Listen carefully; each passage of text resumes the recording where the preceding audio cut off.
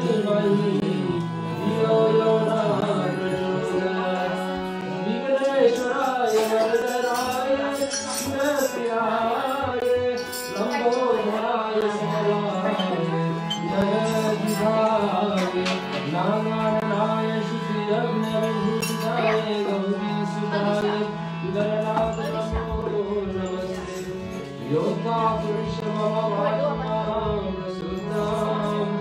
सञ्जीवयज्ञशक्तिधरा सदाम्याम् अन्यसहस्र शरणशरणत्वगादीन प्राणां नमो भगवते पुरुषाय तुभ्यं। वासुदेवं सुतं देवं कंसचाणूरमर्दनं देवकी परमानन्दनं श्रीकृष्णं वन्दे जगद्गुरु। श्रीकृष्णं वन्दे जगद्गुरु। श्रीकृष्णं वन्दे जगद्गुरु। बोल वृंदावन बिहारी लाल की जय।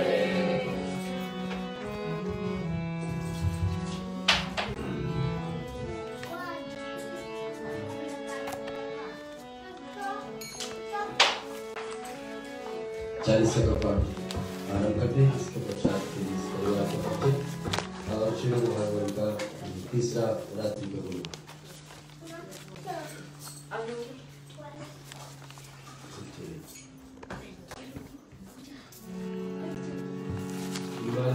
शोभितकर मधुर नीरजल जगन श्याम अरुण अधर जन बिंब फल नयन कमल अभिराम पूर्ण इंदु अरविंद मुख पीतांबर शुभ साज जय मनमोहन मदन छवि कृष्ण चंद्र भगवान जय यदुनंदन जय जगवंदन जय वसुदेव देवकी नंदन जय यशोदास दुलारे जय ब्रह्मचारी गीत के नारे जय रत्नाकर नाशन कैया आई मेरा जय जयैया हरि के वर प्रभु वीर वरदारो आओ दीन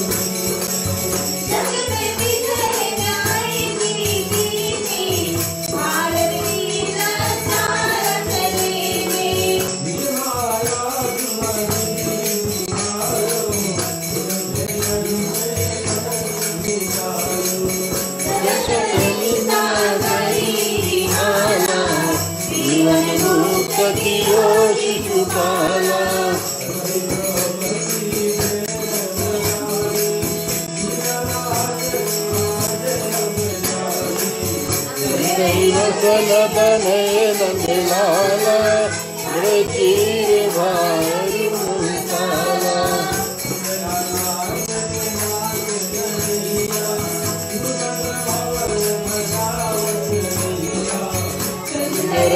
से आस भारी दृष्ट कीजे बनिवारी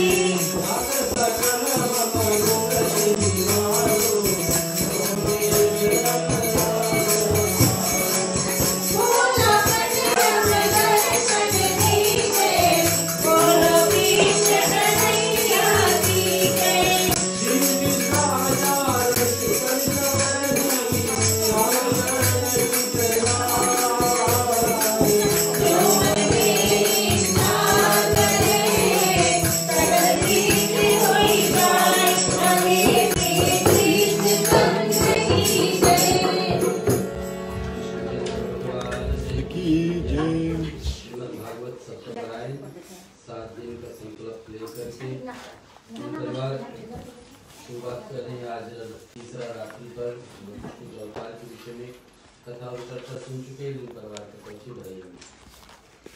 परम पूजनीय पंडित देवेंद्र शर्मा जी, छोटे पंडित भरत शर्मा जी, ब्राह्मण कुलभूषण पधारे हुए भक्तजन, देवियों, सज्जनों और नन्हे नन्हे ग्वाल बाल बच्चे, बड़ा सौभाग्य का विषय है कि आज हम यहाँ पर इकट्ठा हुए हैं श्री भागवत कथा को श्रवण करने के लिए। और आज जबकि तीसरी दिवसीय कथा की है, तो हम आज का जो मुख्य मेहमान है श्रीमान और श्रीमती राम लखन मिश्रा जी और उनके पत्नी सरोजनी देवी तथा उनके बच्चे नीलेश और बहू ज्योतिका मिश्रा और उनके 3 छोटे छोटे बच्चे दक्षया, पलविशा और रयाश। हम इनको हृदय से धन्यवाद देते हैं कि कितने ही परिश्रम से, कितने ही कठिन से ये सप्ताह परायण को ठाने हैं। और भगवान की कृपा देखो ऐसी है, कितना सुंदर सा मौसम हमें दी है, ना गर्म पड़ती है, ना ठंड है, ना बारिश है, इतना सुंदर सा सुहावना मौसम हमें दी है। इन परिवार का जो परिश्रम है, जो इस कथा को सप्ताह परायण को सुनने की जिन्होंने ठानी है, तो भगवान से यही विनती है कि जो कुछ मनोकामना इनका हो, हे परमपिता परमेश्वर, उसे अवश्य आप पूर्ण करें। राम लखन मिश्रा जी और उनके परिवार को हम यहाँ से नहीं बल्कि फिजी से, नकालेबू से हम जानते हैं। ये बहुत ही विशाल परिवार है और धार्मिक कार्यक्रम में ये सबसे आगे रहते हैं। इनके भाइयों को मैं जानता हूँ जो कि कई मंडलियों का प्रधान भी है और सनातन धर्म के झंडा ध्वजा को लहरा रहे हैं।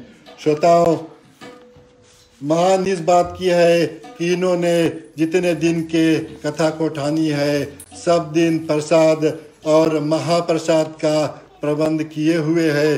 तो आप सभी से निवेदन है कि आप प्रसाद और महाप्रसाद लिए बगैर यहाँ से मत जाए। और देखिए, बैठने की जो जगह है वो कितनी अच्छी सी जगह हमें दी है और किसी भी तरह के दिक्कत नहीं, हमें मेरे ख्याल से किसी भी तरह की दिक्कत नहीं है। या मैं कितना भी कहूँ फिर भी इन परिवार के लिए बहुत ही कम है, क्योंकि ये धार्मिक सज्जन जिस तरह से धर्म के कार्य को करते हैं बहुत ही सराहनीय है। प्यारे भक्तजनों, जबकि हम यहाँ पर कथा को सुनने आए हैं, तो जैसे कथा पंडित जी के मुखारबिंद से सुंदर सुंदर शब्दों से और सरल भाषा में पंडित जी जो समझाते हैं, मान लिया जाए कि वो गंगा की धारा बहती है। तो इसमें हमें किसी भी तरह से मौका लगे तो आकर इसमें नहा ले। कानों में जो भी शब्द जाती है, भगवान के नाम जाती है, तो हमें पुण्य मिलता है। और जो पुण्य मिलता है यही तो हमारे जाने की चीज़ है। और बाकी सब कुछ, मकान, मोटर गाड़ी, धन दौलत सब यहीं रह जाती है। और जो पुण्य को हम कमाते हैं यही हमारा जाने का मार्ग है। श्रोताओं, तो मन लगाकर कथा को श्रवण करें और अपने जीवन को हम सुधार करें। जो कुछ भी बन सका, जिस तरह से बन सका, हम ग्रह मालिक को धन्यवाद दें। इस तरह की त्रुटियां हो गाने बजाने में तो आप लोग क्षमा करें। इन शब्दों के साथ एक बार फिर आप सभी को हृदय से स्वागत है और भगवान से यही विनती है कि हम उनके छत्र छाया में रहे, उनकी कृपा हम पर सदा सदा बनी रहे। इन शब्दों के साथ मैं आग्रह करूंगा कि यहाँ के कार्रवाई को पंडित जी द्वारा अगुवाई करें। धन्यवाद।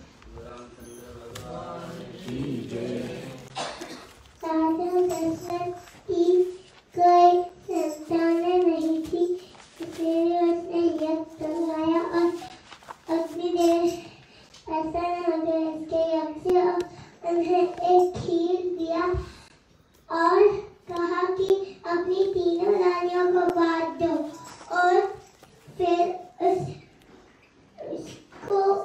खीर को राजा दशरथ ने सभी रानियों को बांट दिया और फिर आए राम, लक्ष्मण और भरत और शत्रुघ्न और बड़े होकर इसने रावण का वध किया।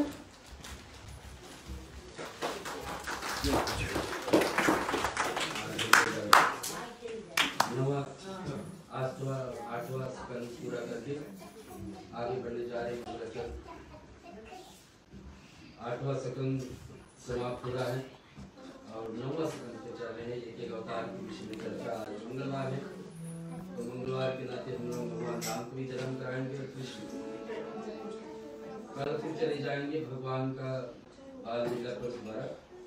भगवान कृष्ण कैसे गोकुल में हम लोग सुने 11 साल रुके हैं और फिर आएंगे दूसरे दिन गुरुवार को, जिस दिन एकादशी है, और उस दिन भगवान आएंगे मथुरा अपने जन्मभूमि पर और वहाँ पर पूरा होने के बाद में फिर भगवान द्वारका जाएंगे। वो शुक्रवार तो ऐसे ऐसे एक ही दिन का एक बंटवारा आज राम और कृष्ण का जन्म हम लेंगे। लेकिन पहले मंगलाचरण कृष्णचंद्र भगवान की जय। मधुरम मधुरम वदनम मधुरम नयनम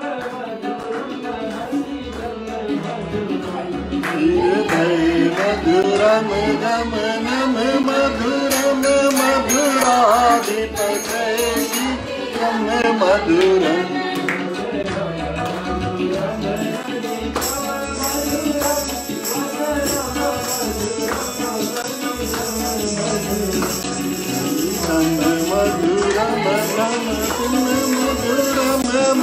मधुराधिपते रखिलम मधुरम मधुरम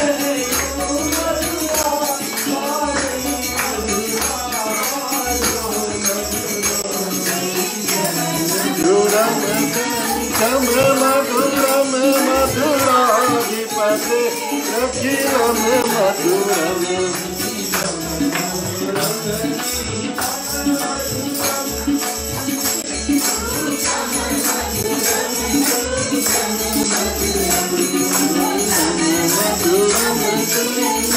मधुरम मधुराधिपते रखिलम मधुरम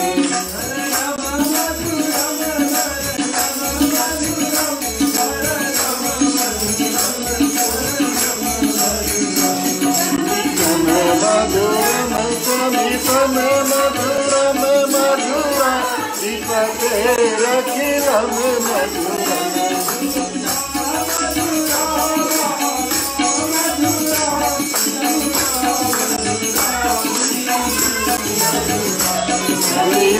मधुरम कमलम मधुरम मधुराधिपते मधुरम मधुरम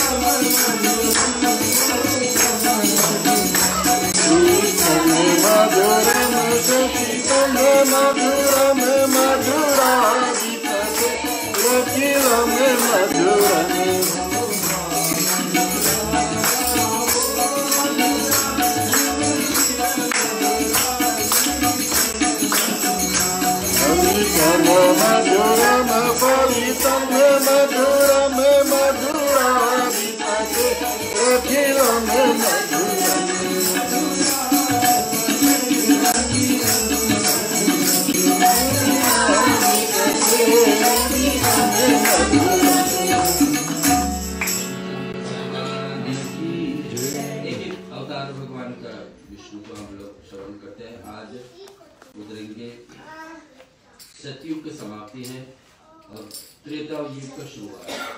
त्रेता युग में भगवान राम को आना है और ये भगवान, इनसे पहले हम लोग कल वामन अवतार के विषय में सुने जो भगवान ब्राह्मण स्वरूप धारण करके आए। परशुराम भी ऐसे ही ब्राह्मण रूप में आए और फिर वेद व्यास जी आएंगे। 20वां अवतार भगवान विष्णु का है राम रूप में। और इस प्रकार से सुनेंगे। 9वां सकंद आगे बढ़ रही है। सुखदेव जी कहे राजन राजा परीक्षित को सुनाने, यही कलयुग का शुरुआत है और द्वापर का अंत में इस कथा को इसमें सुना है कि राजा अंतिम राजा से सत्यव्रत जी महाराज थे और सतयुग पूरा होने पर केवल 7 दिन ही रह गई थी। उसके बाद में महाप्रलय होना था, उन्हें सारे दस को पानी पानी। और पहले भगवान मत्स्य यानी कि मछली का अवतार सत्यव्रत के सामने आए और वहां पर कहा कि राजन एक बड़ी ही नाव बनवाओ और फिर उसी नाव में समस्त प्रकार के वनस्पतियां और बीज रखो। नाव यदि की बोट बनाया जाए, प्रलय हो जाने आ रहा है और खत्म हो जाएंगे, लेकिन मैं चाहता हूं कि तुम बच जाओ, चाहे उसे कुछ भी हो जाए लेकिन आप बच जाना चाहिए, क्योंकि त्रेता युग का शुभ आरंभ आपसे ही करवाना है। सतयुग हमारे शास्त्रों कहती कि 4 फेज लाइफ होता है। जैसे अपना जीवन 4 भाग में होता है, 1 से 25 तक, फिर 25 से 50 तक, फिर आगे। वैसे ही ये धरती का भी नियम है कि पहले सतयुग चलेगी, उसके बाद में त्रेता युग राम का समय, फिर द्वापर कृष्ण का और वर्तमान में कलयुग और त्रेता युग। तो सत्यव्रत महाराज की आज्ञा पालन करने के लिए बड़ी भारी नाव बनवाया गया। उसी में नाना प्रकार की औषधियां भी बीच में डाला गया। सत्यव्रत जी ने अपने उसी से सवार कर लिया। 7वां दिन आया, पूरा संसार जल में डूबने लगा, जैसे कहे थे वैसे ही। सब लोग जल ही जल हो जाते हैं और सब कुछ नष्ट हो जाता है धरती पर। उस पानी के ऊपर केवल सत्यव्रती बचते हैं अपने नाव लेकर। भगवान ने सत्यव्रत को प्राण बचाए और जब प्रबल से जल खुली और प्रलय के बाद में जल खुली तो दिखाने लगी कि तो भगवान ने उस नाव को नीचे उतार दिए। सत्यव्रती महाराज विवस्त मनु के नाम से राजा बने और राजा से उसको सौंप दिया। आपको पता है मनु शत्रुपा का विषय जो हम लोग कल सुने थे। यही मनु शत्रुपा तपस्या करके 3 पीढ़ी पहले तपस्या किए कि इनके कुल में भगवान जन्मे, जिसके ओम नमो भगवते बीज मंत्र जो है उनको आसरा लेकर के भगवान राम को आने के कारण माना जाता है। त्रेता युग में शुभ आरंभ और भविष्य मनु के नाम सत्यव्रत हो और उनकी पत्नी श्रद्धा हुई और उनके दोनों के से 10 पुत्र हुए।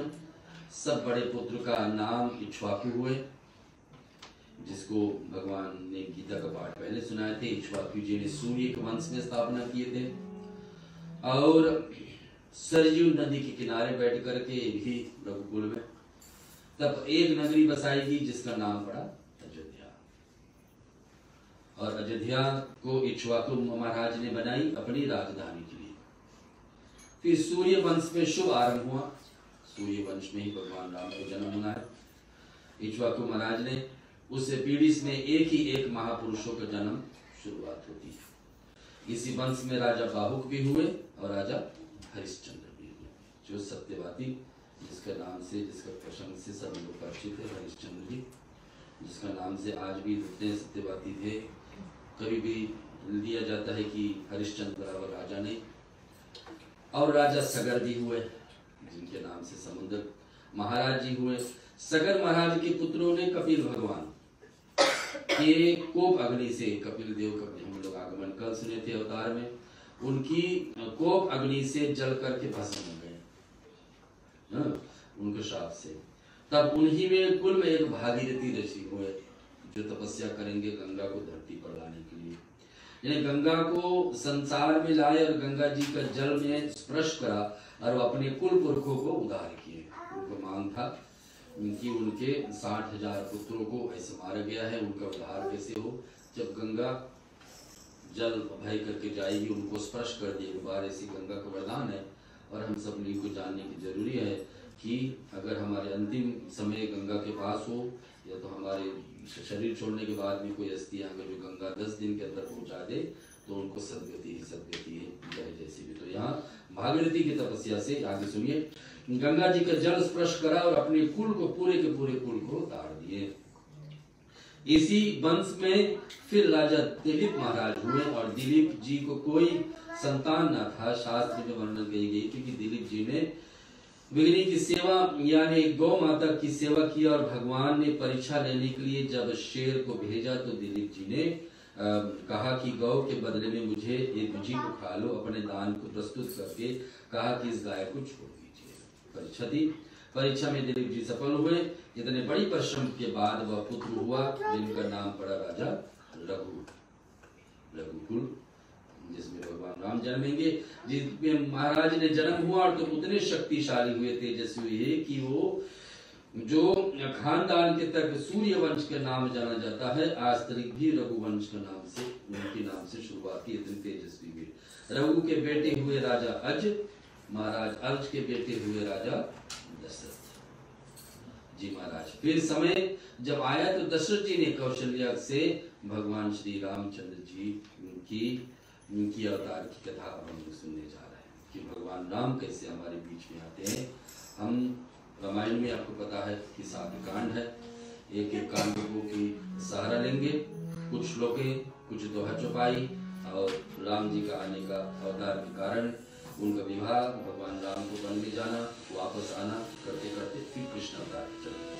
पहला श्लोक आता है, वर्णानाम सिंहानाम रसानाम छंदासी छंदः समृद्धि मंगलानाम च कतारो वंदे वाणी विनायक भवानी शंकर वंदे श्रद्धा विश्वास रूपिणी याम्याम दिनाम न पश्यन्ति सिद्ध्याम स्वान्त सृतमेरिश्रम वंदे बोधम में नित्यम गुरुम शंकर रूपिणम यमः शीतल यह वर्केतम चंद्रा सर्वतम वंदते सीताराम गुणग्राम विहरणे वंदे विशुद्ध विज्ञानो कपीश्वर कपीश्वर उद्भव सिद्ध कारणीम कलेशहारणीम सर्वश्रेष्ठ करी सीताम नतोहम राम वल्लभ भाम यर्माम शर्वितम विश्वमखिलम ब्रह्मादिदेव सुराम यतवा सुरतम भाति सकलम रजोः यथाराणाम यतपाल मेघमेवहि भवाम भोदय सिद्धतम वर्षणाम वंदेहम तमेश्वरी कारणम रामख्यमिशम हरिम नाना पुराण नागमिसम यते रामायण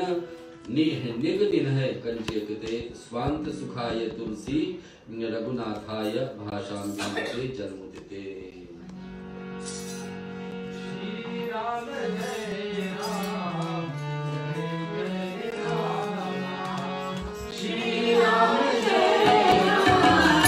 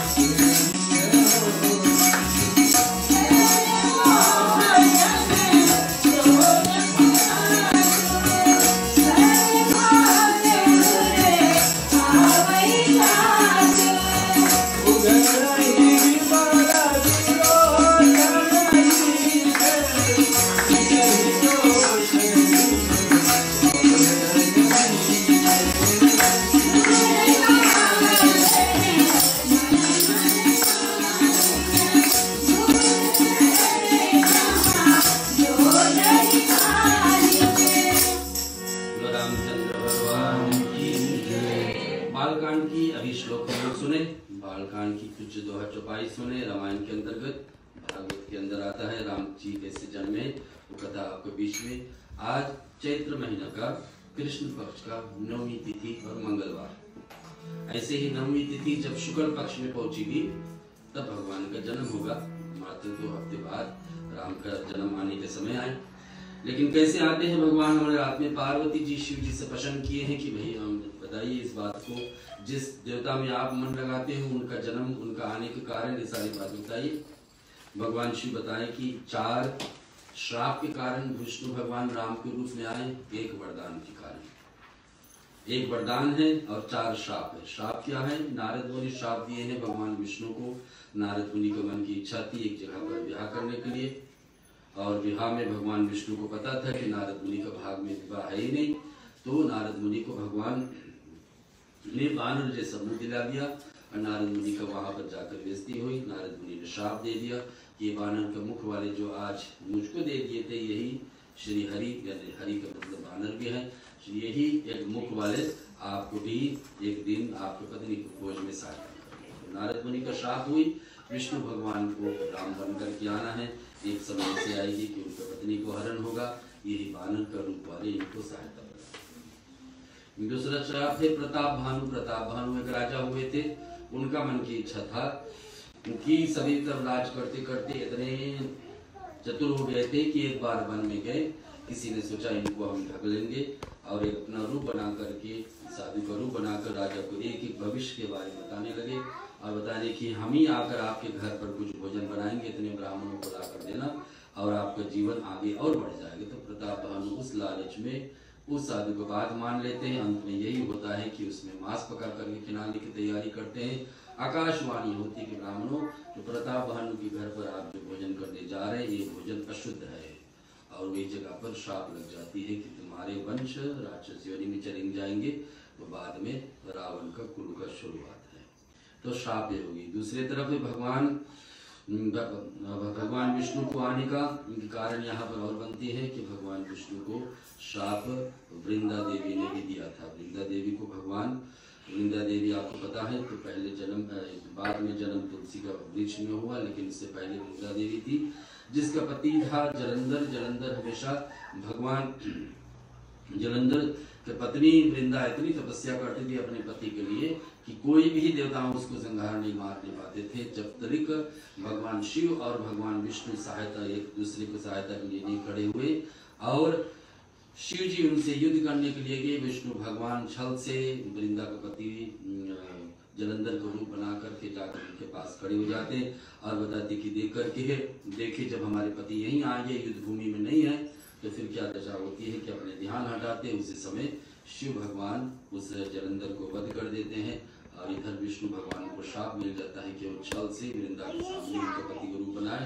तो बताइए जैसे आज आप बना करके यही हमारे राक्षस कुल के एक ना एक बार हमारे पति का जो राक्षस कुल है जलंधर का, उसी कुल से कोई न कोई आपका पत्नी को भी हरण करेंगे। तो उस कारण से भी विष्णु भगवान को लेके आना पड़ा सीता जी का, लक्ष्मी को आना पड़ा सीता के रूप में। उधर उस कारण बनेगी किस कारण से भगवान राम वन में जाएंगे और सीता जी का हरण होगा राक्षस कुल से। इधर कुछ भगवान वरदान भी दिए हैं, ये सब हम लोग सुनेंगे। और भगवान का जन्म कैसे होता है हम गा लेते हैं। प्रकट की बाला जिसको आता है हमारे साथ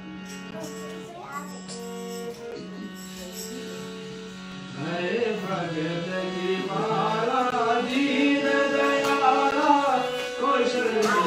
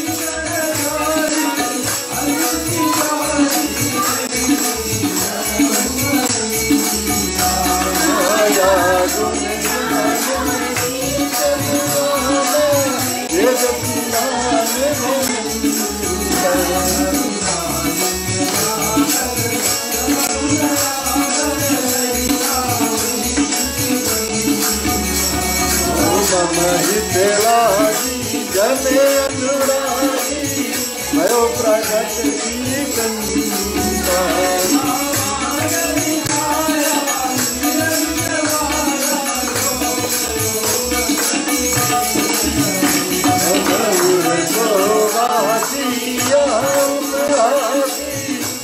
तकदीर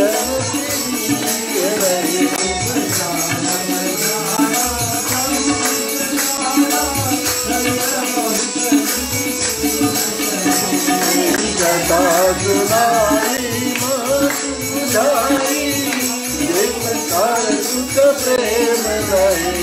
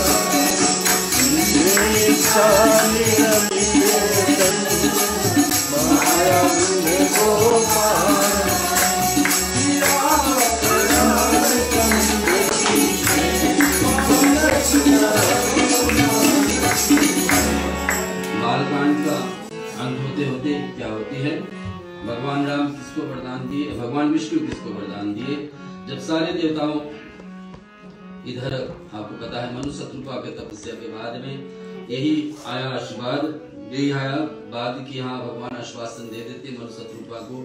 इतने हजारों बरस तक तपस्या किए हैं और आशीर्वाद यही पा जाते कि एक ही मंत्र में विश्वास करके ओम नमो भगवती वासुदेवा मंत्र जप करते करते और इतने हजार वर्ष तपस्या किए हैं, तब दोनों को मत दे जोड़ करके मनु और शत्रुपा दोनों एक ही बात मानते कि भगवान आपका हमारे कुल में आगमन हो। भगवान आशीर्वाद देते कि हाँ, वरदान देते कि जरूर मैं आपका कुल में आऊंगा। वही आकर के राम बनकर इनके कुल में आएंगे। इधर भगवान विष्णु के पास धरती मैया गौ का रूप धारण करके पहुंचती है, कहती है कि देखिए धरती पर बहुत सारे उपद्रव हो रहे हैं, रावण आदि जन्म ले लेते हैं और इनके द्वारा जितने पाप अत्याचार हो रही है हमको इससे बचाइए। भगवान विष्णु आश्वासन देते कि जरूर मैं आऊंगा, पूरे वंश लेकर के, शेष अवतार लक्ष्मण को भी साथ में लेकर, 2 भाई लेकर के और आऊंगा। तो ये आप आए। श्रृंगी ऋषि से सहारा लेते हैं यज्ञ करने के लिए। यज्ञ के द्वारा अग्नि देवता प्रकट होते हैं, अपनी खीर लेकर के, भव्य लेकर प्रसाद देते हैं। 3 राज्ञियां कौशल्या की सुमित्रा में बांटा जाता है, जिनसे 4 पुत्र होते हैं, 4 वेद के समान, और जिसके आंगन हमेशा खाली थी, 1 नहीं 2 नहीं 3 रानियों के बाद में फिर अचानक में ऐसे खुशहाली छा जाती। गुरु वशिष्ठ की सहारा दिया गया और ये 4 बेटे ऐसे ऐसे बड़े होते हैं और होने के बाद में कुछ समय बाद गुरु वशिष्ठ तो इनका कुल का गुरु है चारों का। गुरु वशिष्ठ राजा दशरथ का भी गुरु है, गुरु वशिष्ठ चारों बेटों का भी गुरु है और आगे चल के और भी लोगों। गुरु वशिष्ठ ब्रह्मा का पुत्र है, जिसमें हम कल सुने थे, जिसके विवाह अरुंधति के साथ हुई, कल सुने थे। ब्रह्मा की जो 9 पुत्र आए कैसे, हाँ, तो गुरु वशिष्ठ के द्वारा ये सब संपन्न होती है। और गुरु इस बीच में एक दूसरे आ जाते हैं विश्वामित्र जी, जो मांग करके ले जाते हैं कि राम लक्ष्मण को हमें दे दीजिए, कुछ राक्षसों से अपना यज्ञ हवन को बचाना है। उसको बचाने के लिए राजा दशरथ तैयार हो जाते, पहले सब चाहते थे, तैयार हो जाते कि हाँ अवसर मिलेगा, आप इस बच्चों को ले जाइए। लेके जाते हैं और उसे यज्ञ रक्षा करते करते पहुंच जाते हैं जनकपुर में। जनकपुर में भगवान राम के हाथ से भगवान को दर्शन करने के गए थे धनुष यज्ञ, लेकिन वहां पर जब पूरे सभा में मंडप में जो बैठे थे सब हार जाते, किसी का हाथ से नहीं उठ रहा था धनुष, तो सिया डाले और भगवान की उस समय महादेव दादी की ऐसा राज आती है कि देखिए इस समय आना है, और भगवान उसी समय जाकर वहां पर पहुंच करके उनके हाथ से परशुराम का दिया हुआ उस धनुष बाण जो राजा जनक संभाल करके रखे थे उतने वर्षों तक, परशुराम उस समय धनुष यज्ञ भगवान शिव का ही बनाया गया था धनुष बाण। और वो धनुष ददीची नाम का एक ऋषि है, उनकी हड्डी से बनी थी, जो भगवान शिव बनवाए थे। तिरापुरुष नाम का राक्षस को वध करने के लिए अंत में परशुराम को कुछ दिन तक संभाले।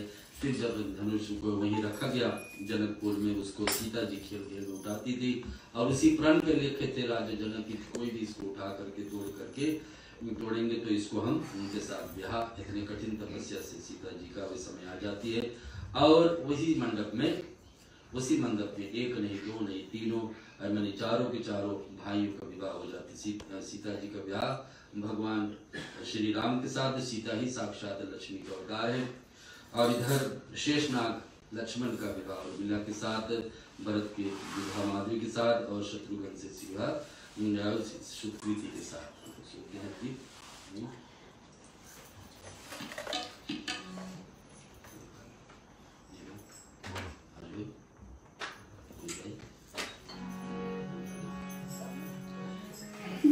जनकपुर नगरी आनंद भैया, जनकपुर नगरी आनंद भैया, जनकपुर नगरी आनंद भैया,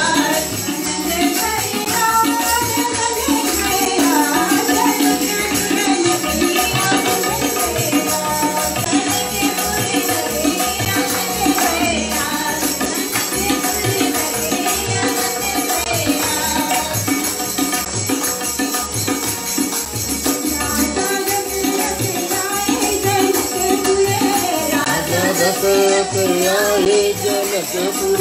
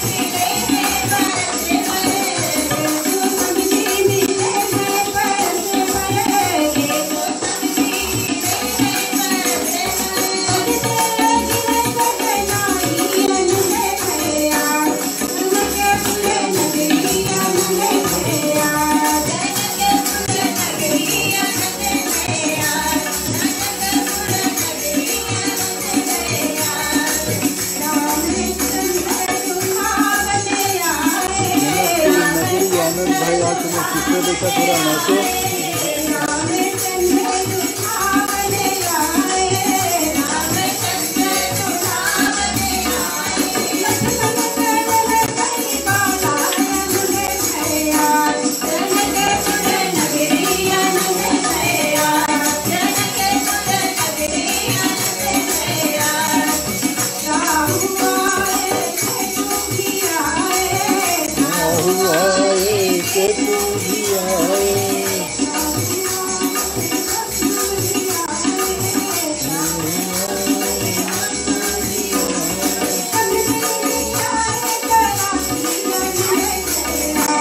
जनकपुर नगरी आनंद भैया, पुर नगरी आनंद भैया। दो बार धरती पर भगवान राम अवतारी के समय सारे देवता आते हैं। राम जन्म के समय अयोध्या में, और भगवान राम का विवाह देखने के लिए स्वयं अग्निदेव प्रकट हुए आहुति ग्रहण करने के लिए। और देवताओं भी, भगवान शिव भी पहुंचे, ब्रह्मा जी भी पहुंचे, अनेक देवियां भी पहुंचे सीता जी के साथ बन करके।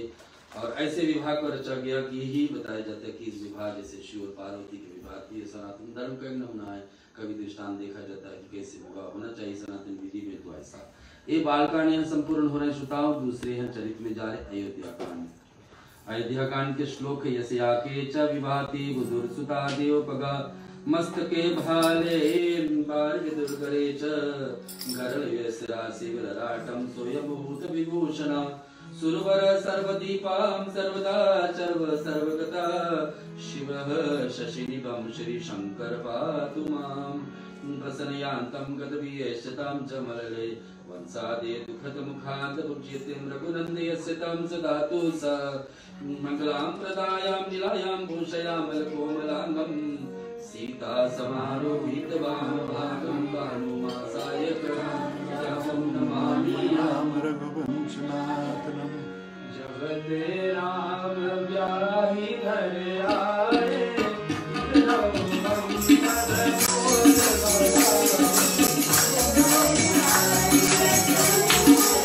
Bye.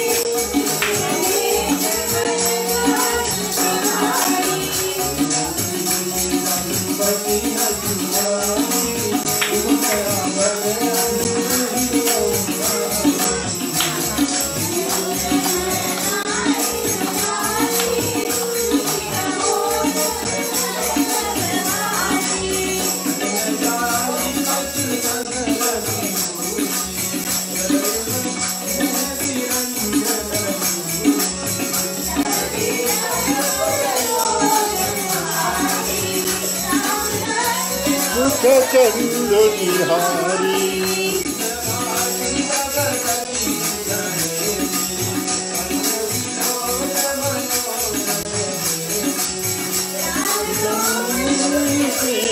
सुभाऊ प्रमुदित हो देख सुनी राऊ। रामचंद्र भगवान ने अयोध्या कांड किया। बालकांड सब प्रकार का सुख एक व्यक्ति के जीवन में जितना आप सोच सकते हैं, राम भगवान का, राजा दशरथ का, अयोध्या का, जनकपुर का सुख सारे बालकांड में छिपे। अयोध्या कांड बदलने वाला है। इसी में है जब भगवान राम को अयोध्या आकर वापस अपना निज निवास पर अयोध्या में राज करने के लिए तैयारी बनाया जाता है कि राजा दशरथ सोचे कि जीते जी सभी लोग राम से इतना प्रेम करते हैं, जब राजा ही बन जाएंगे तो कितनी प्रेम बनेगा। तो राजा दशरथ चुनते हैं, एक दिन अपने गुरु से पूछे किस दिन अच्छे हैं हमारे बेटे को राजा बनाने के लिए। तो गुरु ने कहा जिस दिन आप चुनोगे वही दिन अच्छा, कोई एक दिन नहीं, लेकिन जिस दिन चुनोगे उसी दिन ही अच्छा। शुभ कर्म करने के लिए कोई दिन नहीं, जैसे अवसर मिल जाए। जैसे परिवार ने वैसे सोचे कि अब इनके परिवार में दुर्घटना पिछले वर्ष हुई थी और शनिवार का ही बरसी हुआ, साल का क्रिया हुआ, रविवार से ही सीधा शुभ आरंभ आ गया, एक दिन भी विलंब है। और यहाँ ऐसे राजा दशरथ को बताया गया कि आप ऐसे चुनो, जिस दिन आप चुन लोगे उसी दिन। गुरु वशिष्ठ सलाह लेकर के तैयारी बनाने लगे। लेकिन उसी समय देवताओं ने सोचा कि भगवान राम ने तो आश्वासन दिए हैं बालकांड में, वीर धेनु सुन संदेत, वीरकों के लिए, ब्राह्मणों के लिए, धेनु गाय के लिए, संत के लिए, देवताओं के लिए मैं आता हूँ कि ये चार लोगों को रक्षा हो जाए तो पूरे समाज, अपने हिंदू धर्म का रक्षा हो जाए। वीर यानी ब्राह्मण अपने कर्म ठीक से करे तो समाज को बचा करके, ब्राह्मण बिछड़ जाए, चुक जाए, कमजोरी दिखाए, काम कर्म नहीं कर पाए तो फिर समाज बिगड़ेगा ही। धेनु गाय नहीं दूध देगी तो दूध से ही हमारे सबसे श्रेष्ठ प्रसाद खीर बनती। इसी से भगवान राम का जन्म, दूध से ही घी नहीं रहेगी तो 16 संस्कार में कोई भी संस्कार हमारे नहीं होगा, तो सब अधूरा रहे। तो गाय बताती तो वीर धेनु को मतलब गाय।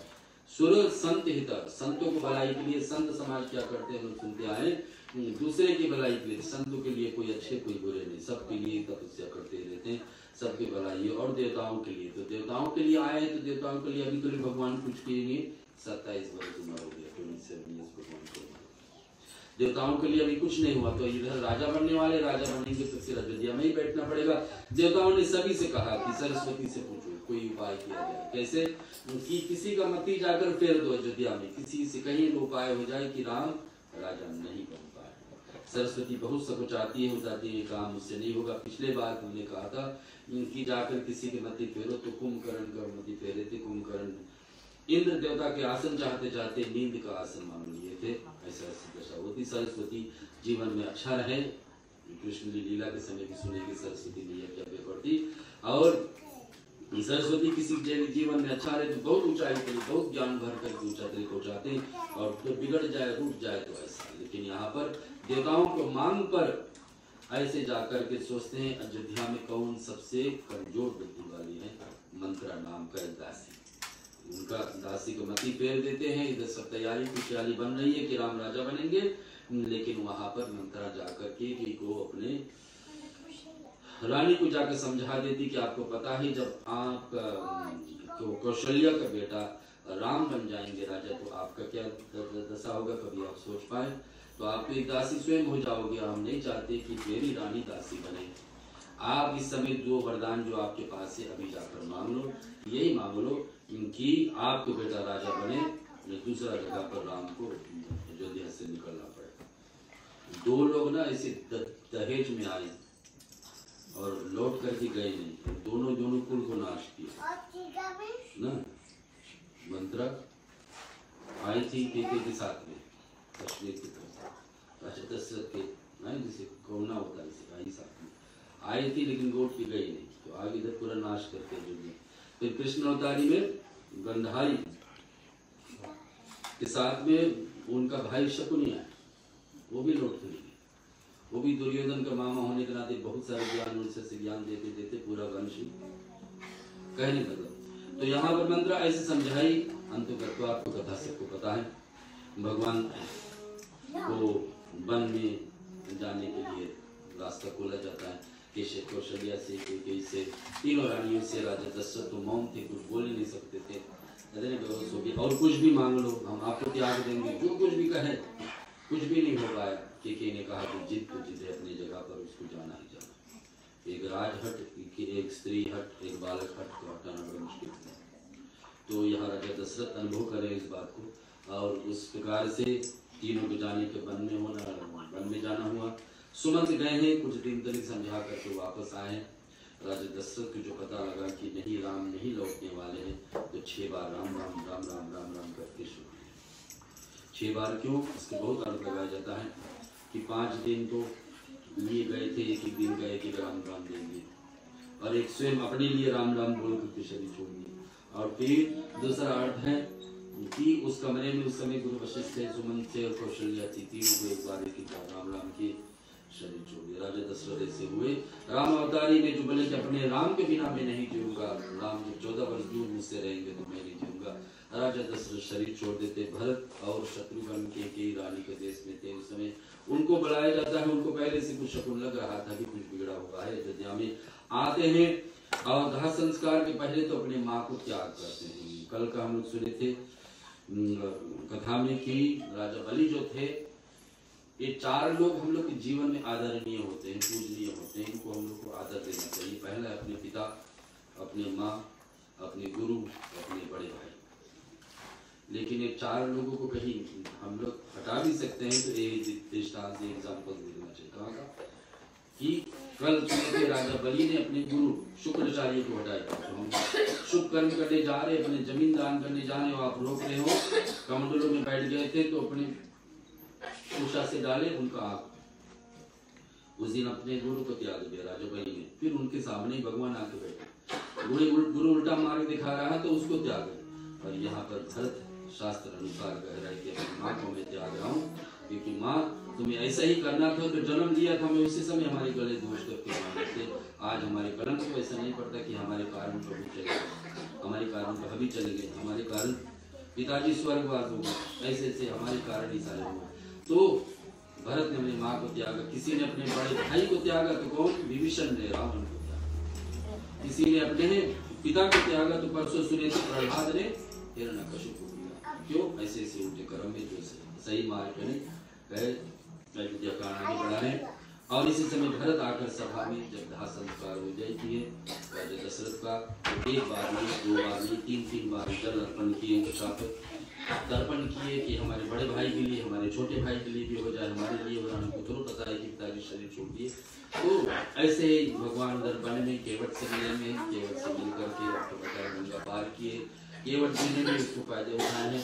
केवट ने भगवान के चरण रज धो करके और पान किए। बताते हमारे पहले की वीडियो को ताड़ दो इसे। केवट का वहां भगवान धारण किए हैं। इधर भरत मांग की है कि देखिए मैं 3 कारण से अयोध्या का राज नहीं लूंगा। अयोध्यावासियों ये बात आप 3 बताइए मुझे। पहला कारण है जब मेरा नाम ही उठा कि भरत राजा बन जाए, अयोध्या का ये दशा होगी कि 3 रानियां आज हमारे सामने सफेद साड़ी पहन के बैठे, मेरा नाम से उठा कि मैं राजा बन जाऊं, ऐसा दशा हो गया। और तब सचमुच में मैं राजा बन जाऊंगा तो अयोध्या का क्या हाल। दूसरा कारण कि बड़े राजा किसके बनने का अधिकार है, जो बड़े हैं। तो बड़े तो राम हैं, राम नहीं होते तो मैं दूसरा जगह बनती, लेकिन राम जीवित है, जीते हुए भी जब भी वो आएंगे तब वो राजा बनेंगे। अभी नहीं है, हम लोग कोशिश करें जाकर उसको लाकर वापस आए। तो भरत ऐसा प्रेम दिखाए। तीसरा कारण बताए कि मैं राजा नहीं बनूंगा। बताए कि पहला प्रण के क्या था, पहला प्रण क्या था? पहला प्रण था कि भरत राजा बने। दूसरा था कि राम जाए वन में। तो तुम लोग तो पहले से उल्टा कर दिए। जो दूसरा नंबर वाला पहले कर दिए, पहले वाला बाकी है। पहले मुझको राजा बना देते आप लोग, तब जब मैं अयोध्या के राजा हो जाता तो मैं देखता मेरा राजा होते हुए कौन राम को बन के यहाँ से निकाल सकता है, कोई नहीं निकाल सकता। लेकिन आप लोग क्या करते थे, तो गुरु भी आज सामने भरत के सामने खड़े हो गए कि क्या करना चाहिए। भरत बताया कि सब लोग साथ में चले, राम जहाँ भी है उनको मना करके लाएंगे, सीता और लक्ष्मण को सही बना करके लाएंगे। और वहां गए तो प्रेम के आगे दोनों तो वहां पर बैठे हैं राजा जनक भी आए हैं, गुरु वशिष्ठ भी है, सब ज्ञान की तरफ अपनी ज्ञान बात बता रहे। और अंत में गुरु वशिष्ठ ने कहते राजा जनक आप चुन करके बताइए, आप दोनों को ससुर लगते, आप बताइए किसका इसमें जीत है। बताते कि भरत आपका जीत।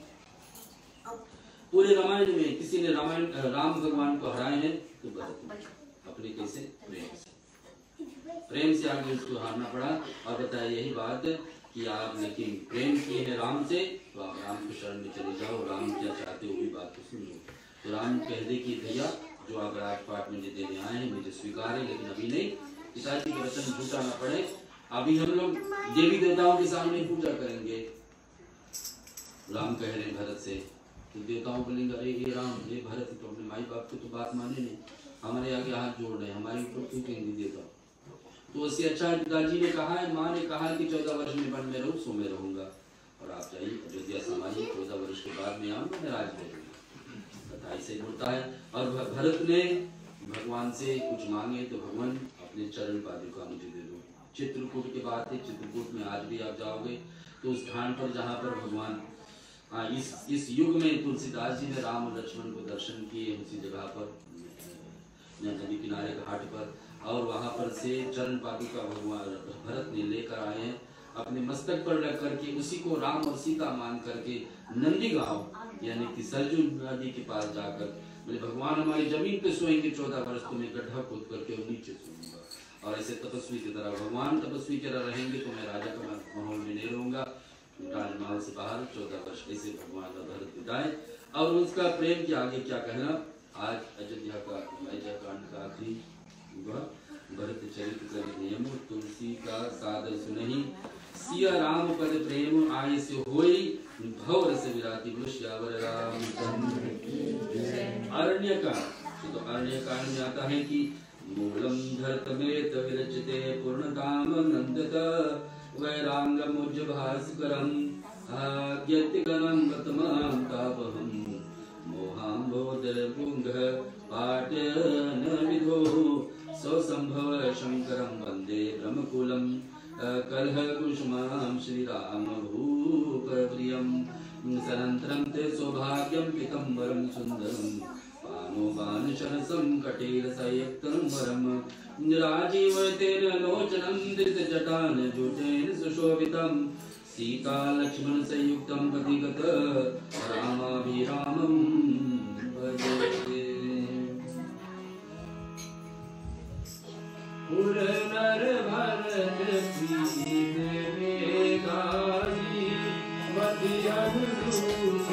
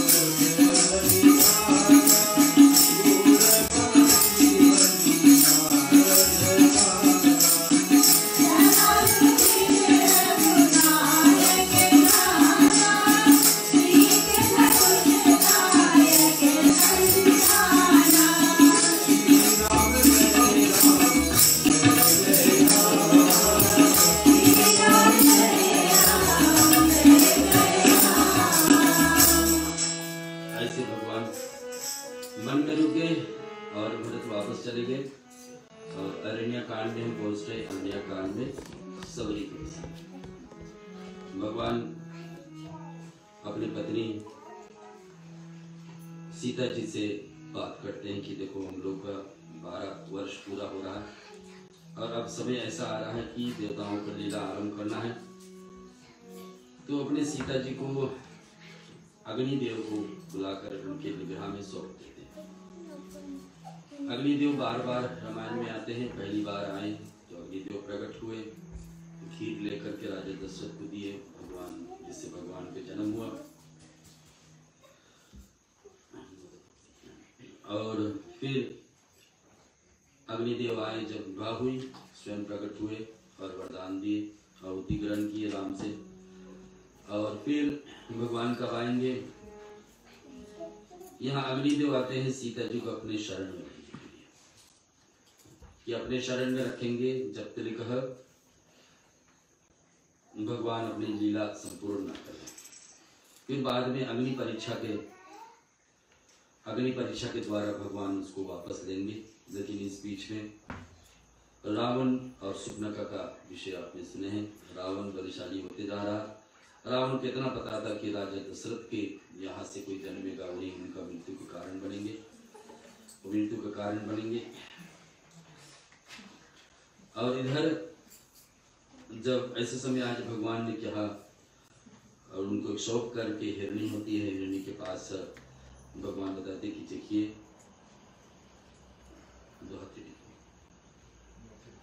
हिरण्य का,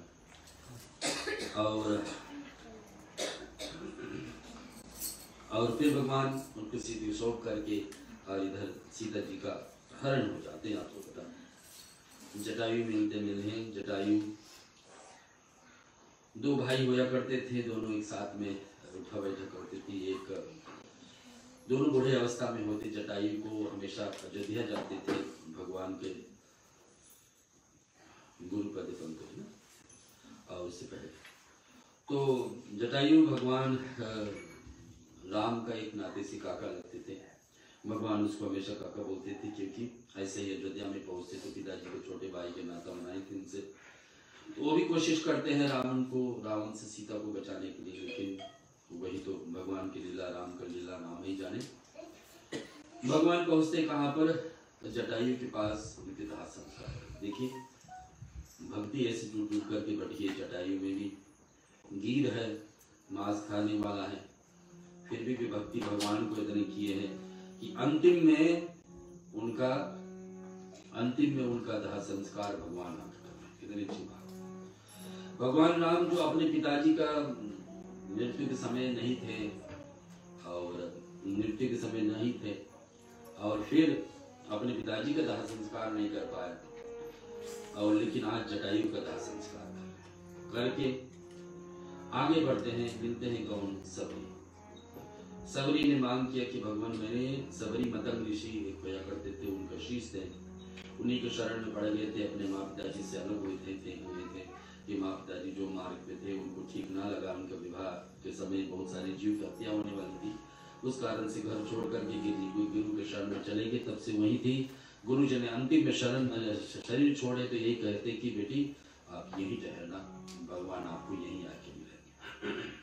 ये सब कारण भगवान को आने का बन जाती। सबरी को आकर मिलना है, कौन कौन भक्त को मिला, कौन कौन राक्षसों को वध करना। सबरी ने मांग किया कि भगवान आपको भक्ति मैंने किया है, लेकिन आइए एक बार आप कह दो कि भक्ति किसको कहते हैं। तो भगवान ने, आपको पता है कितने परिवार, कितने संतों को मिले, कितने ऋषियों को मिले, स्वयं कितने बड़ी परिवार है, लेकिन किसी से भक्ति के बारे में नहीं पता कि भगवान क्या एक्सपेक्ट करते हैं हमसे कोई पूजा पाठ में। सुनिए। भक्ति रस में जोड़ी जाए मां शबरी का नाम, भक्ति रस में जोड़ी जाए मां शबरी का नाम, उसमें जाए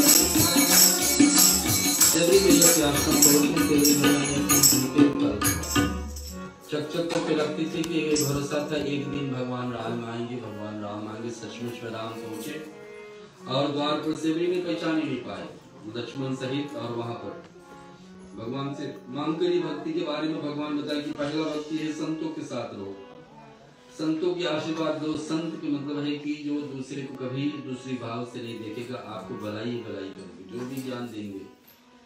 तो प्रथम भक्ति यही बताया, भक्ति संतन कर संग। दूसरी भक्ति मम कथा, भगवान की कथा में जैसे तरवार रुचि रखते हैं, हर वर्ष तो रामायण का पाठ होता ही होता है और सत्यनारायण कथा अनेक कथाओं के, लेकिन इस बार सोचे कि एक कदम आगे बढ़ना है, बाहर मुक्त कथा। तो भगवान की कथा में जो ध्यान लगाता ऐसे व्यक्ति हमारे प्रिय है राम भगवान के।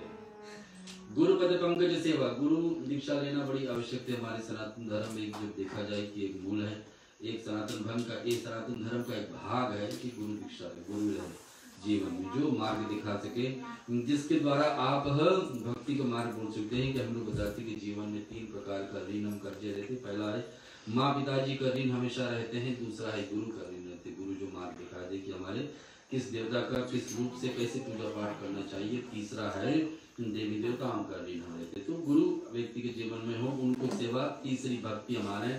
चौथा माना जाता है भक्ति मन गुण गण कड़ही कपट तजी डाल, यानी कि छल कपट छोड़ करके भगवान की सेवा में रहना। यानी कि कुछ ऐसे चतुराई बनना है जीवन में, ऐसे सोचो कि सब कुछ ठीक है, भगवान जी उस जीवन में सब कुछ दिए हैं, तो भगवान आपकी भक्ति आराधना हम करते रहे। मंत्र जाप मम ढेर विश्वास, जो भी मंत्र बोलो तो ढेर विश्वास है। मंत्रों का एक नियम है कि कोई भी मंत्र आप अगर जो 12 वर्ष तक कोई भी नियम व्रत हम करें, कोई 40 का पाठ करता हो, कोई एक मंत्र बोलता हो तो हर दिन करता हो, 40 कोई करता हो, कोई जल देता, कुछ भी हम नियम व्रत करें, अगर 12 वर्ष तक करिए तो सिद्ध हो जाता है। यहाँ बताया कि मंत्र जाप मम ढेर विश्वास, अपने विश्वास करके ये नहीं किया ये मंत्र आज हुआ तो इसके ठीक है, सफल नहीं हुआ दूसरे पे चले, तीसरे चौथा। तो वो एक मंत्र की संख्या होती, कितने बार आप जप कर लोगे तब सिद्ध होगा, यानी काम करने लगेगा। क्योंकि आप थोड़े दिन छोड़ दोगे फिर दूसरा पकड़ोगे, फिर ना ये पूरा हुआ ना वो हुआ नहीं। तो मंत्र जाप ढेर विश्वासा भगवान कह रहे, ये भी एक भक्ति है। भजन सो वेद प्रकाश, भजन में जितने हो सके भगवान के भजन में दिन भर ना, जितने भी हो सके। कोई जरूरी नहीं कि आप साफ सुथरे हो करके भगवान के पूजा के स्थान पकड़े, दिन में भी राम राम राम राम आप भजन करते रहे, श्री कृष्ण गोविंद हरि मुरारी, ऐसे भजनों का। छठ तम शील विरति सर्वकर्म, और निरत निरंतर सज्जन धर्म। सातवां फिर छठा भी भगवान कहते हैं कि शील स्वभाव को, शांत स्वभाव को, क्रोध आदि नहीं, ये भी सभी भक्ति की जरूरी है। नित निरतन सज्जन धर्म, सज्जन की तरह जीवन जियो कि दूसरे को हानि नहीं पहुंचाए, ऐसे ऐसे। सातवां भक्ति मोहि भय जाग देखा, सब मोहि भय जाग दे मोहि संत अधिक करी लेखा, यानी कि जितना मिल जाए उसी में खुशी रहना। और ऐसे आठवां भक्ति संतोष रहना, सपने में कभी नहीं देखा। नवम सरल सबसे छल हीना, बिना छल भरोसे सब में हम भरोस करके जितना है उसी में संतोष, और भक्ति पूजा आराधना में लगे रहना। ये 9 प्रकार की भक्ति। सबरी ऐसे ऐसे बताते बताते सबरी ने कहा कि भगवान एक काम और रह गया। क्या? अब मैं अपना शरीर छोड़ने वाली थी, मेरा उम्र इतने तक था कि अंतिम में आपका दर्शन करते करते शरीर छोड़ना है, फिर मेरे दाह संस्कार करके जाओ। भगवान ने उनका भी संस्कार पूरा किया। अंतिम दर्शन सबरी ने मांग किया कि भगवान आपका अंतिम देखते देखते मैं शरीर छोड़ूं, आप मेरा संस्कार भी कर दो। देखिए कितने लोगों का भाग्य यहाँ खुल रहा है कि भगवान स्वयं आकर के धरती पर, कि सबरी ने मृत्यु शरीर छोड़ते छोड़ते बताया कि मेरे गुरु ये भी बात बताए थे कि जब आप आओगे अपनी पत्नी की खोज में आओगे, और मेरा फर्ज है आपको बताना, आप आगे चले जाओ, कुछ पर्वत पे कुछ बानर आपको मिलेंगे। बानर मिलेंगे कब? हम लोगों को किष्किंधा कांड में। तो किष्किंधा कांड पे हम चलते हैं। अब यहाँ पर ये कांड समाप्त होती है। कुंदेत वस्त्रम सुंदरात विलम विज्ञान वाभो, सौभाग्यम वरधानी श्रुत्यम गोविंद प्रिय है। माया मनुष्य रूपणी रघुवर सत्यर्थम हिते, सीताय शतोर्पतिगतों भक्ति पदो तो हिनः। ब्रह्म सेवितम कलिमलवृत्रम चायवः, श्रीमच्छ्यस्य मुखार सुंदरे सुशोभितं सर्वदा। संसार राम्यं भेषजं सुखकरं, श्री जानकी जीवनं धन्यासं कृतं विविधते संतत श्री राम नाम अमृतम।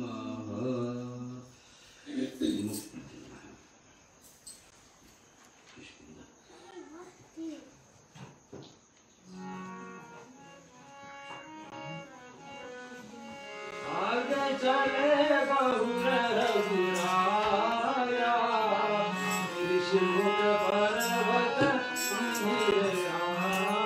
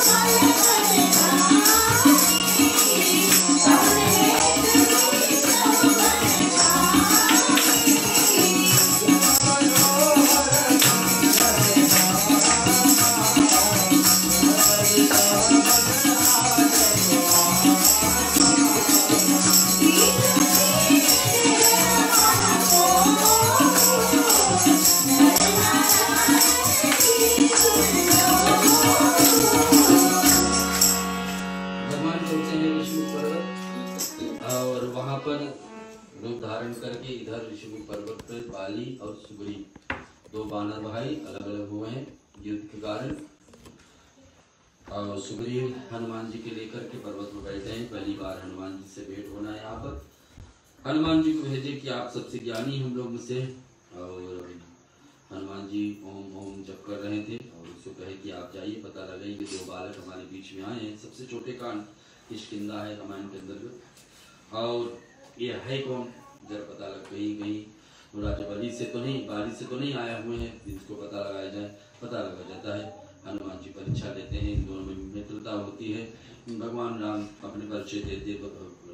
फिर हनुमान जी 3 जगह पर ब्राह्मण को रूप धारण किए हैं। पहली बार यहाँ पर ब्राह्मण को रूप धारण करके अपने विश्वास दिलाने को रूप धारण करके राम के पास पहुंचे। दूसरी बार ब्राह्मण को रूप धारण करेंगे जब लंका में पहुंचेंगे विभीषण से मिलने के लिए सुंदरकांड में। तीसरी बार होगी जब भरत के पास अयोध्या पहुंचेंगे दोबारा फिर मिलने के राम को वापस आने से एक दिन पहले।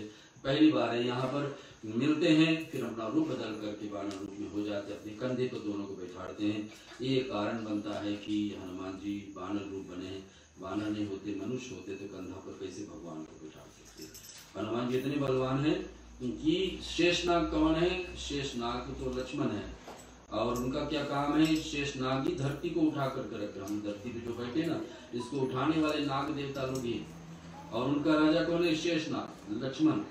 और उसको भी अपने कंधा पर बैठा ले। कितना बलवान है। विष्णु भगवान विधाता है, सृष्टि को चलाने वाले, उसको कोई कंधा पर बैठा ले। कितने बलवान वो है हनुमान जी। आए हैं सुग्रीव से मित्र तक आए। अग्नि देवता फिर प्रकट हुई, साक्षी है, विटनेस है।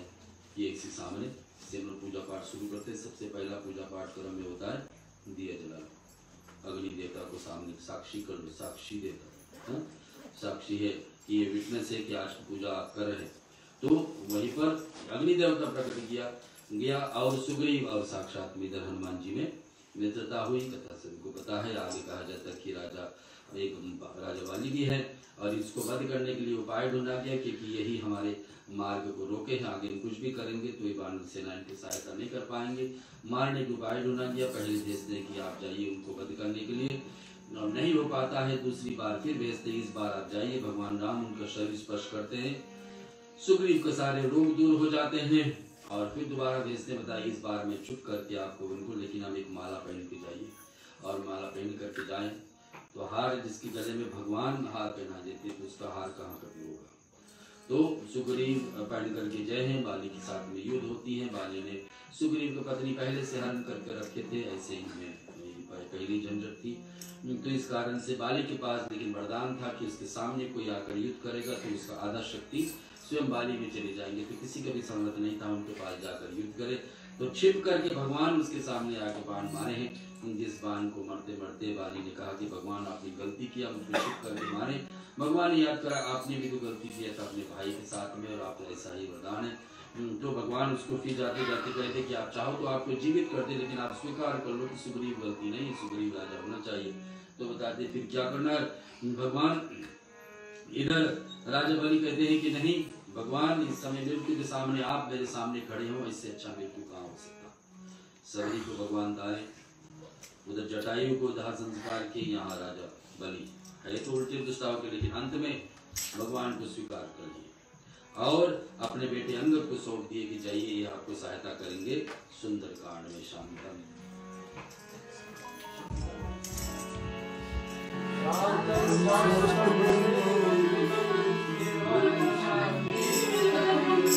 ब्रह्मा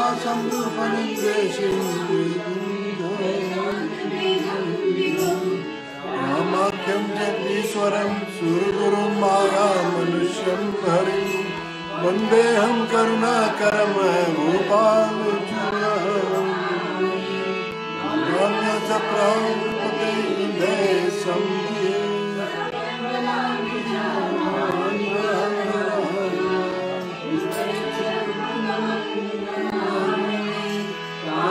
रामाभिदोषरहितं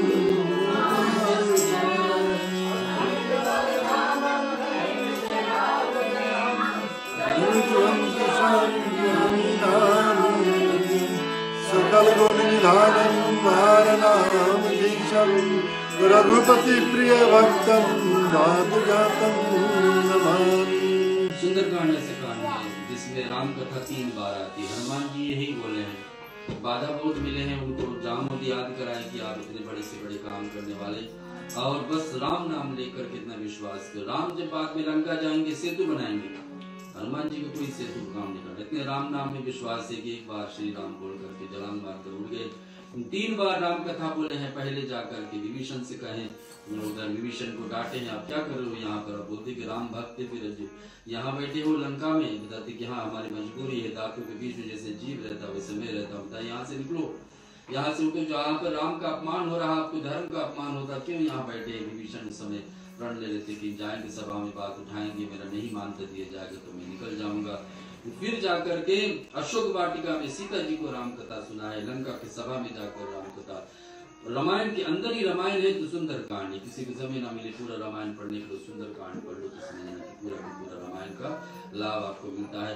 हनुमान जी प्रवेश किए सुंदर कांड में, साधारण बानर है लेकिन निकल के आएंगे तो अमर अजर प्राप्ति हो जाए, देवता के स्वरूप बन जाएंगे सीता जी का आशीर्वाद से। हनुमान जी का गुणगान मंगलवार है, चल सकते।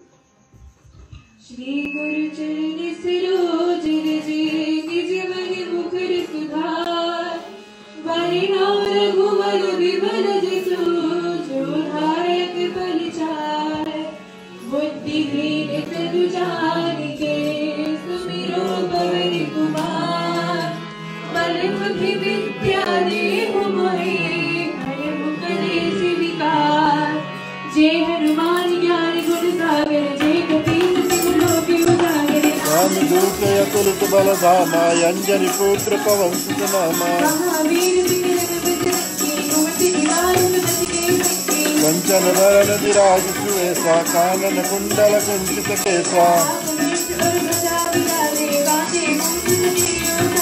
शंकर सुवन केसरी नंदन तेज प्रताप महाजगवंदन, प्रभु चरित्र देखो रसिया राम लखन सीता मन रसिया, निम्न रूप धरि असुर संहारे रामचंद्र के काज सवारे, रघुपति कीनी बहुत बड़ाई तुम मम प्रिय भरत सम भाई,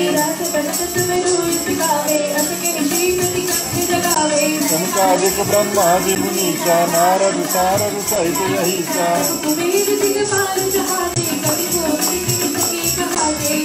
कासो त्रेव है कीना राम लीलाए राज कर दीना, जुग सहस्र जन पर भानु धीर बताई मधुर फल जानू, दुर्गम काज जगत के जैसे सुगम अनुग्रह तुमरे देते। शुक्ल है तुम्हारी शरणा तुम रक्षक काहू को डरना। भूत पिशाच निकट नहीं आवे महावीर जब नाम सुनावे। संकट से हनुमान छुड़ावे मन क्रम वचन ध्यान जो लावे। और मनोरथ जो कोई लावे सोई अनित जीवन फल पावे। आज संत के तुम रखवारे सुर निकंदन राम दुलारे। स्वामी रसायन तुमरे पासा सदा रहो रघुपति के दासा। अंत काल रघुबरपुर जाई जहाँ जन्म हरि भक्त कहाई। संकट कटे मिटे सब पीरा जो तुमिरे हनुमत बलबीरा। कत बार पाठ कर कोई छूटे बंदी महासुख होई। तुलसीदास सदा हरि चेरा कीजे नाथ हृदय महादेरा। मंगल मूर्ति राम लखन सीता सहित हृदय बसो सुरभूत। यादव रामचंद्र की जय। भगवान राम ने पहले राजा सुग्रीव को राजा बनाए वानरों को। उस समय बाली जीवित था फिर भी राजा बना दिए और आश्वासन दिलाए। इसी प्रकार से विभीषण जब लंका छोड़कर जाएंगे विभीषण को राजा पहले से बना देंगे कि आप ही लंकापति हो। और ऐसा ही होता सुंदरकांड समाप्त होते हनुमान जी लंका में आग लगाए। आग तथा फिर प्रकट किया गया है और हनुमान जी अपने पूछ से पूरे लंका को ध्वंस किए हैं जलाए हैं। लेकिन फिर रावण के पास इतने देवताओं का थी वहां पर निवास ताकि फिर दोबारा उनको सुधार ला सके। सिवाय एक विभीषण की कुटिया और सीता जी का अशोक वाटिका सब जगह पर जल गई थी लेकिन दोबारा बन गई लंका। इधर हनुमान जी वापस लौटते हैं विभीषण भी आते हैं और हम पहुंच रहे हैं लंका कांड में जहां पर युद्ध के समय आ रहा है। और युद्ध के समय आ रहा है आपको पता है लंका कांड में भगवान जब तैयारी करके सेतु बंधन बांधेंगे। सेतु यानी कि तमिलनाडु जो आज के जमाने में है वहां से लेकर के भगवान बांधेंगे एक सेतु 5 दिन के अंदर। आज के जमाने में बनाया जाएगा जो समुद्र के बीच में कोई सेतु बनाए तो कितने महीने वर्षों लग जाएंगे ना। लेकिन उस समय 5 दिन में वानरों को खेल खेल में ये सेतु बन जाती है और सेतु बना करके भगवान राम अपने वानर सेना को लेकर चलते हैं। उसी समय भगवान श्री राम ने उस स्थान पर चुने कि इस जगह पर मुझे मन लग रहा है कि अपने इष्ट देवता को मना लो। कौन है? श्री शिव जी महाराज वहां पर एक लिंग स्थापना करते जिसका नाम दिए कि राम का इष्ट देवता। राम का इष्ट कौन है? भगवान शिव। तो रामेश्वरम नाम से एक प्रसिद्ध शिवलिंग को वहां स्थापना किए। इसे कहा जाता है कि उस स्थान पर हनुमान जी भी एक लिंग लाए तो उस लिंग को भी दर्शन योग्य। आज भी कोई जाता है वहां पर तो 22 कुआं है, कुआं के पानी से स्नान किया जाए। समुद्र के पानी से पहले स्नान, फिर 22 कुआं है, एक पुजारी वहां करें कुआं स्नान, तब फिर जाकर के उस लिंग के दर्शन होती है। आज भी है। इतने हजारों वर्ष बीच में बीत गए। कुछ चीज रामलीला के समय राम के समय से शुरुआत हुई आज भी है। एक है सरयू नदी जो बह रही आज भी बह रही जहाँ भगवान राम अंत में समा गए थे। और एक ये रामेश्वरम भगवान लिंग जो भगवान स्वयं स्थापना की आज भी है।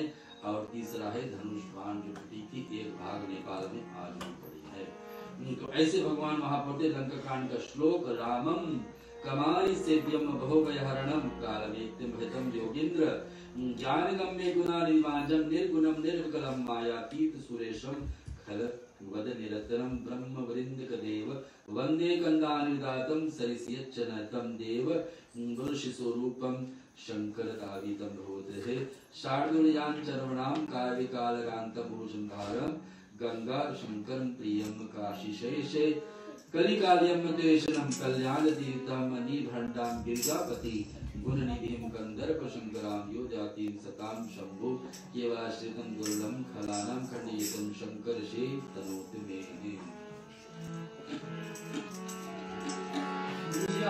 गुजर विजर करत कनिहारा असुनि पुनि कहा पवन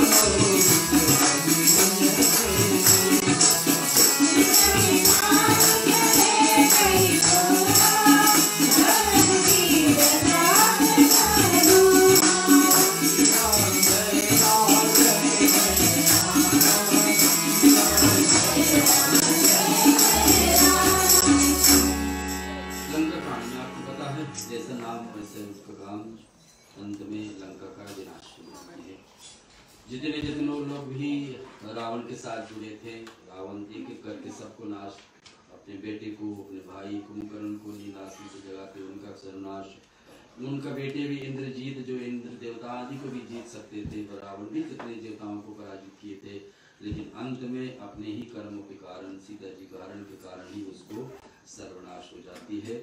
और अंत में जब रावण एकदम शरीर छोड़ने वाले थे, विभीषण उसको सहायता करते हैं राम को, कैसे इसको अंतिम सांस लेंगे, कैसे इसको अंतिम बाण आप कहाँ मारोगे तो शरीर छोड़ेंगे, क्योंकि अमृत इसमें कहीं पर इसको देहन करके राम भगवान भेजते हैं लक्ष्मण को कि लक्ष्मण ये जैसे भी था रावण महाबली था, इसके पास आप जाकर कुछ रहस्य पूछ लो, कुछ बातें पूछ लो।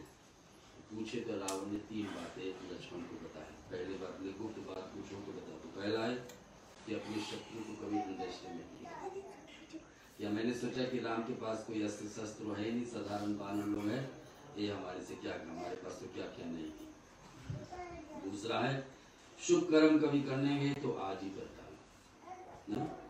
और भगवान बताते कि ऐसे लक्ष्मण जी से जब बात होते होते लक्ष्मण से बताएं कि और फिर और कुछ बताइए, तो बता दे कि ऐसे कर्म पे अपने कुल को, परिवार को जरूर अपना हमेशा हमेशा के लिए ध्यान रखना, जिसमें हम चूके अपने पत्नी की बात नहीं ले पाए, मंदोदरी का बात नहीं ले पाए, और इनका नाना का भी ज्ञान था, जहाँ जहाँ भी स्वयं बेटा भी समझाए लेकिन उसको बात नहीं लिए, तो आज दशा सर्वनाश हो जाती। विभीषण को राजा बनाते हैं भगवान राम, बताते कि जाकर के सीता जी को वापस लाए। फिर अग्नि देवता को परीक्षा, अग्निदेव फिर आते हैं परीक्षा लेकर, फिर लक्ष्मण जी क्रोधित होते कि भगवान ये क्या हो रहा है। बताते नहीं, आपको नहीं पता कि ऐसे ही अग्नि और असली सीता को हम सौंपे थे, अब सीता जब अग्नि को पार करके आ जाती तो शुद्धता उनको प्रमाणित हो जाते।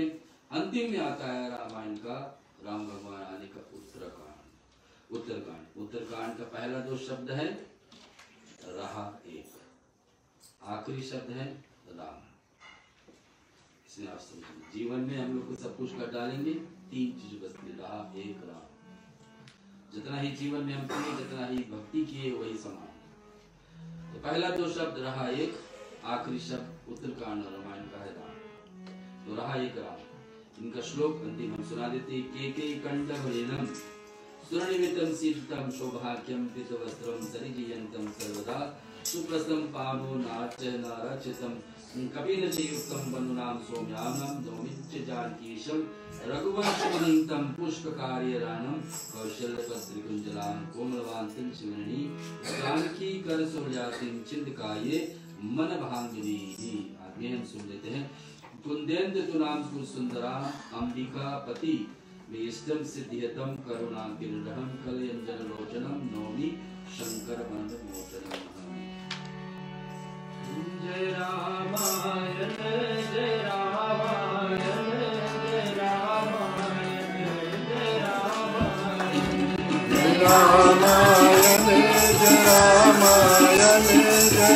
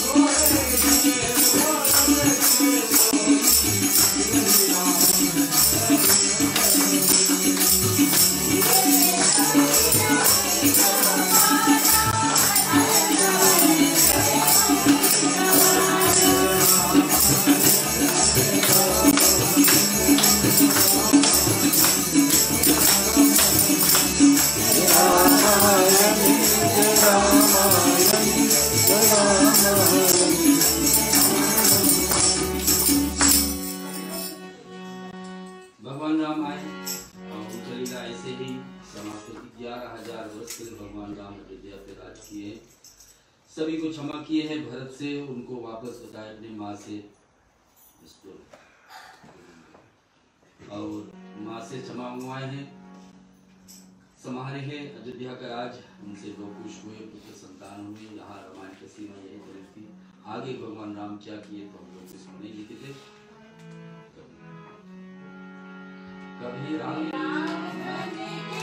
कभी शान बने के चले आना, कभी चले आना। कभी राम बने के कभी राम बने के चले आना, प्रभु जी चले आना।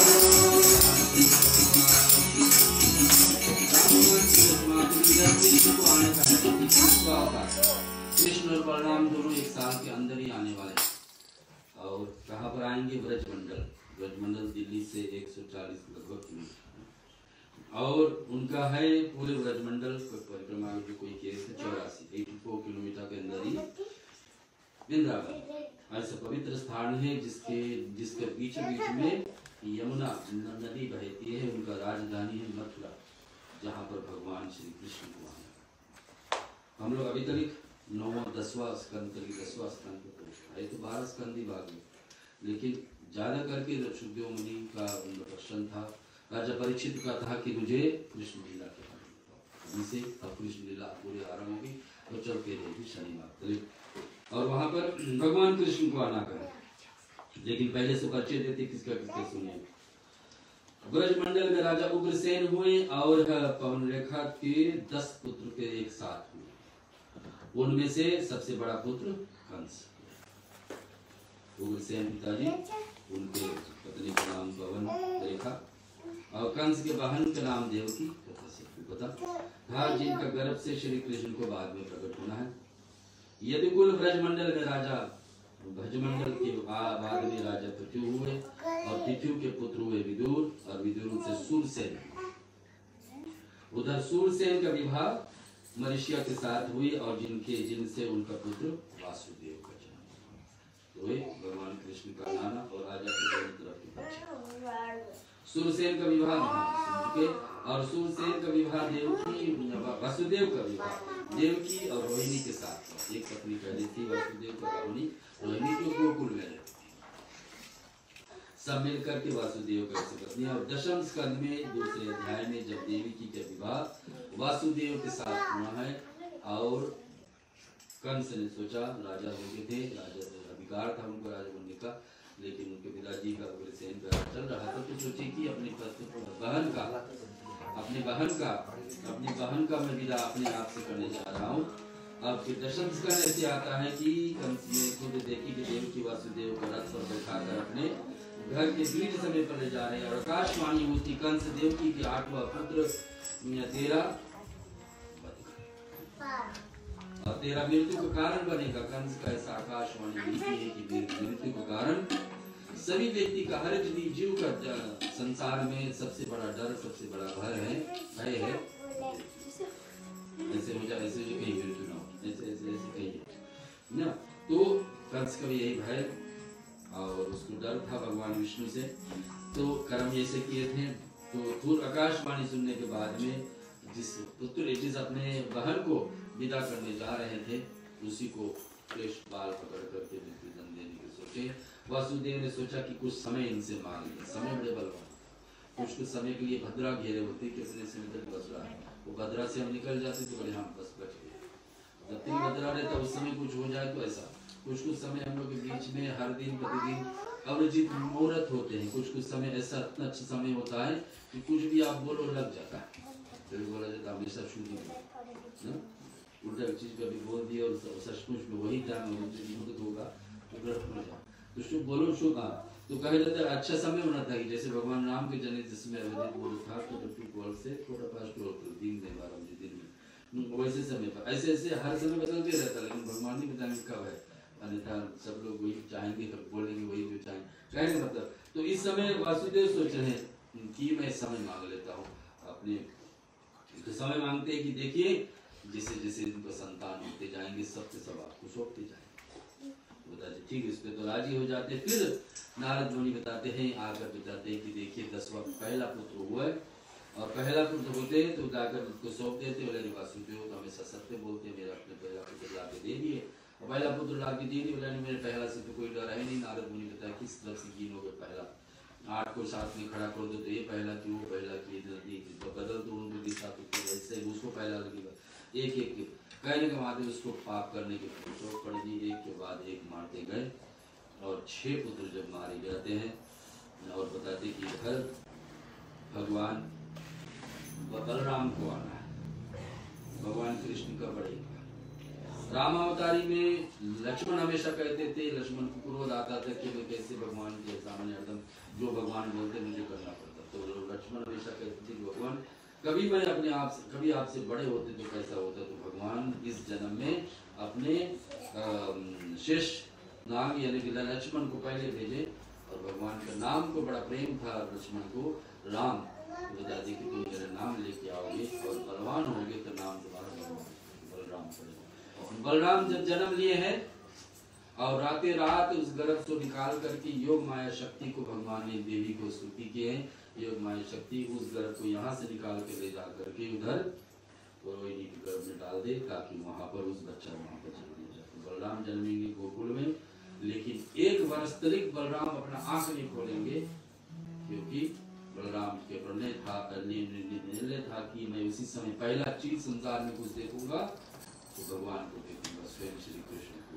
तो आखिरी खोले तो उनको गांव के जो गुरु थे, तो गुरु माता पूर्णमासी से पूछते हैं कि क्या बात है, या बालक आंख क्यों खोल रहा। मेरी बात यह है कि सभी लोग मेरा जल एकादशी का व्रत रखो, और व्रत रखो, सारे पुण्य यशोदा मैया को दे दो।